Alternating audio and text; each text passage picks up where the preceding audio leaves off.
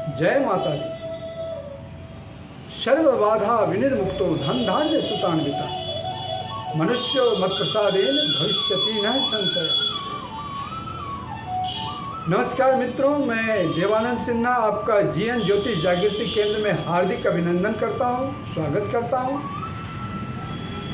आज जो आपके सामने मैं विषय लेकर के उपस्थित हुए हैं वो विषय छात्र और छात्राओं से संबंधित है। अनेक छात्र छात्राएं आज प्रतियोगिता परीक्षा में लगे हुए हैं, सरकारी नौकरियों में अपना स्थान बनाना चाहते हैं,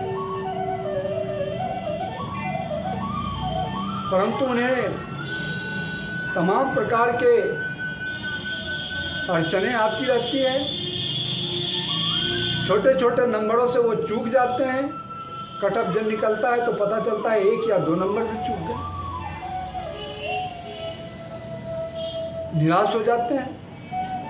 आज उन्हीं छात्र छात्राओं को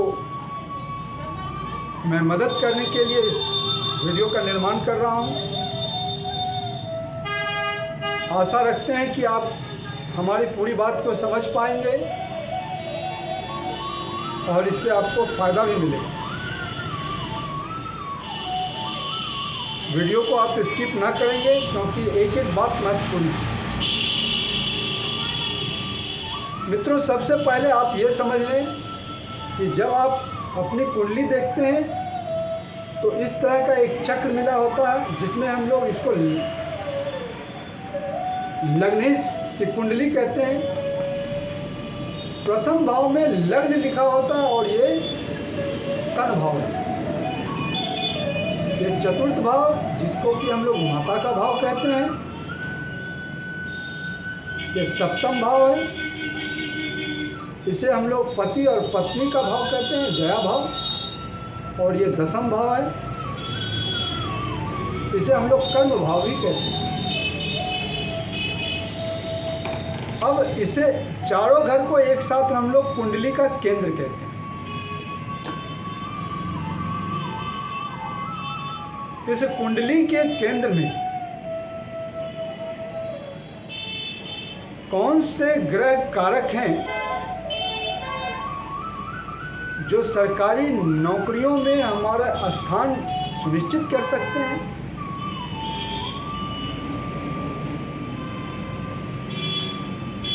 मित्रों, वो जो 3 ग्रह इन सरकारी पद को प्राप्त करने के लिए खास तौर पर जिम्मेवार हैं, वो हैं सूर्यदेव, गुरुदेव बृहस्पति और मंगल देव।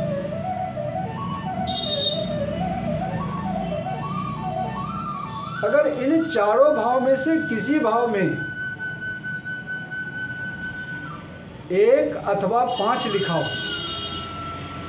चाहे वो लग्न में लिखा हो, चतुर्थ भाव यानी माता के भाव में लिखा हो, सप्तम भाव में लिखा हो या कर्म भाव में लिखा हो, 1 अथवा 5 और वहाँ पर सूर्यदेव विराजमान हो, तो उन जातक जातकों को ये समझना चाहिए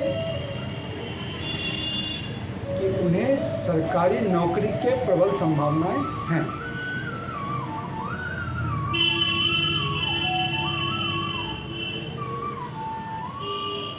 दूसरा, अगर इन्हीं चारों भाव में प्रथम, चतुर्थ, सप्तम या दशम भाव में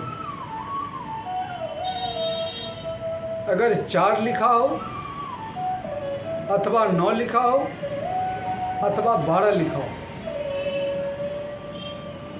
4, 9 अथवा 12 लिखे हुए स्थान पर अगर गुरुदेव बृहस्पति मौजूद हो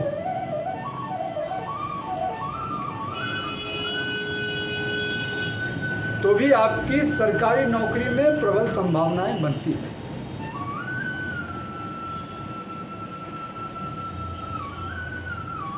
चार 9 12 लिखा हो और गुरुदेव बृहस्पति मौजूद हो तो सरकारी नौकरियों में प्रबल संभावनाएं बनती हैं। अब एक और तीसरा ग्रह जो आता है वो है मंगल देव। अगर इन्हीं चारों घरों में अगर 1 लिखा हो अथवा 8 लिखा हो अथवा 10 लिखा हो, लग्न में, चतुर्थ भाव में, सप्तम भाव में या दसम भाव में, 1, 8 या 10, और उस घर में मंगल देव मौजूद हों तो भी आपकी सरकारी नौकरियों की प्रबल संभावनाएं बन जाती हैं। ये 3 महत्वपूर्ण योग हैं।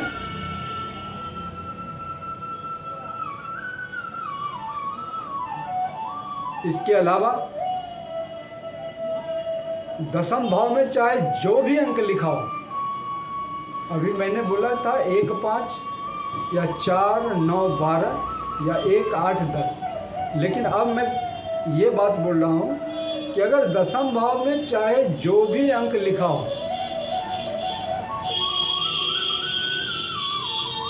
और वहाँ सूर्यदेव और गुरुदेव मौजूद हो, तब भी आपकी सरकारी नौकरी की प्रबल संभावनाएं बनती हैं।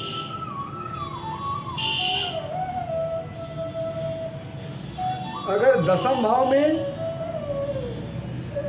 चाहे कोई भी अंक लिखी हो,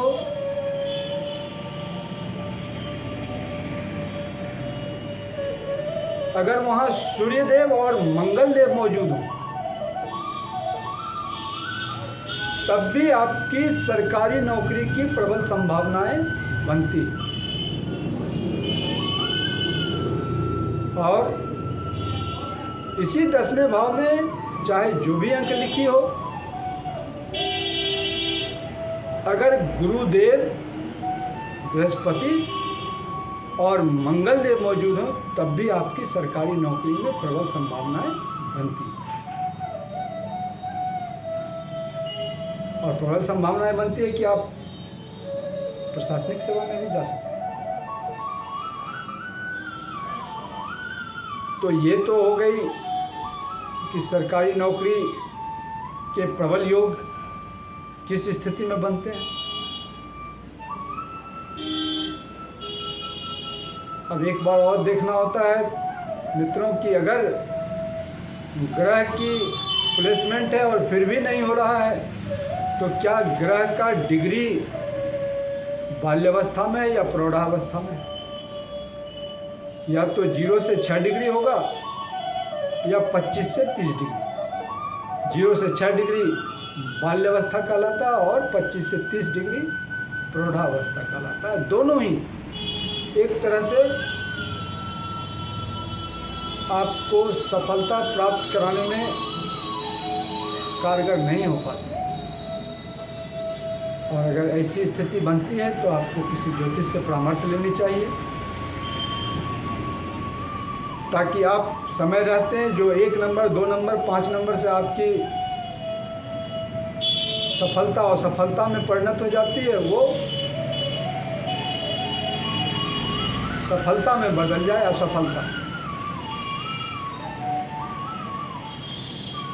अब आप एक और काम करें, अगर मान लें कि आपकी कुंडली में ये योग नहीं है,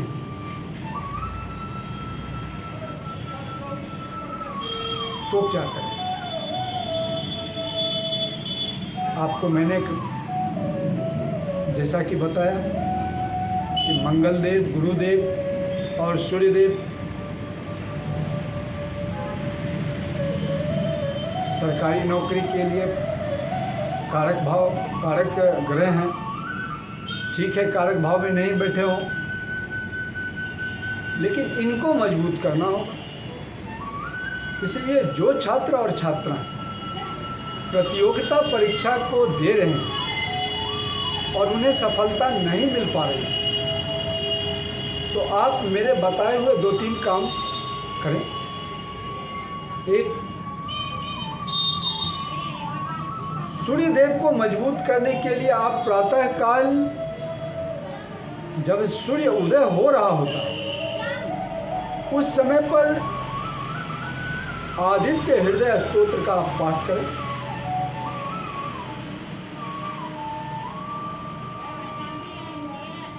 और थोड़े से जल में, अगर सादा जल भी आप दे सकते हैं, कुमकुम, लाल फूल मौजूद हो तो लाल फूल दे करके, और ओम घृणिं सूर्याय नमः ऐसा 7 बार काट करके आप जल को छोड़। जल ऐसे देना चाहिए कि आपका जल जो आपके उनकी परछाई आपके छाती पर पड़े, ताकि सूर्यदेव की रश्मि आपके शरीर के अंदर प्रवेश करे।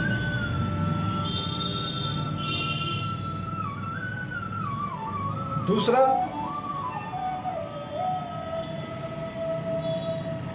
गुरुवार को विष्णु सहस्रनाम का आप पाठ करें।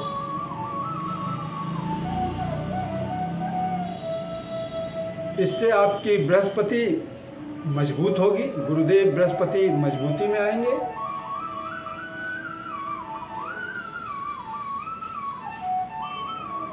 और आप सफलता की सीढ़ियों को चढ़ पाएंगे।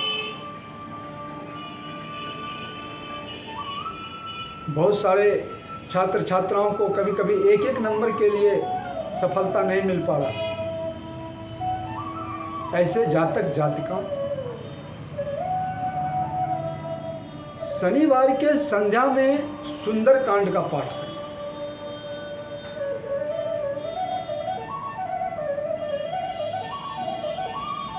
और अगर संभव हो तो मंगलवार को भी करें, मंगलवार को सुबह में और शनिवार को संध्या में।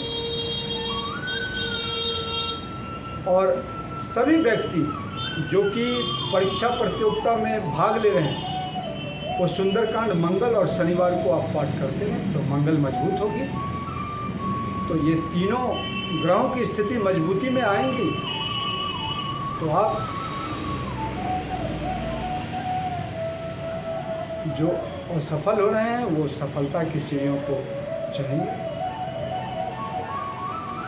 हाँ, एक बात जरूर मैं कहना चाहूँगा कि ये तभी कारगर होगा जब आप वास्तव में उस प्रतियोगिता परीक्षा के लिए जी जान से लगे हुए हैं। और मेरा उन्हीं छात्र छात्राओं के लिए ये उपाय है जो सोते उठते जागते पढ़ने और परीक्षा प्रतियोगिता की बात करते हैं, तो उनको ये उपाय कारगर होगा।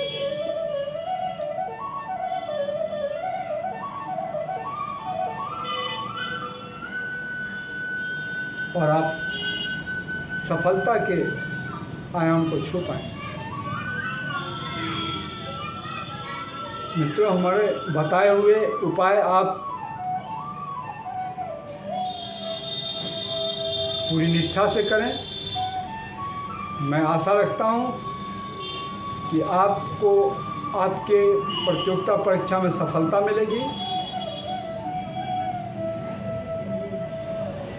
अगर मुझसे संपर्क करना चाहते हो तो मेरे पुराने वीडियो में मेरा नंबर दिया गया है, वहाँ बात कर सकते हैं। अगर मेरे वीडियो को आप समझ पा रहे हैं तो इसे सब्सक्राइब करें, मेरे चैनल जीएन ज्योतिष जागृति केंद्र को। इस वीडियो को अधिक से अधिक छात्र छात्राओं तक पहुंचाने का कष्ट करें, शेयर करें, लाइक करें, ताकि मैं आपके लिए और भी कुछ अच्छे उपाय ला सकूं। धन्यवाद।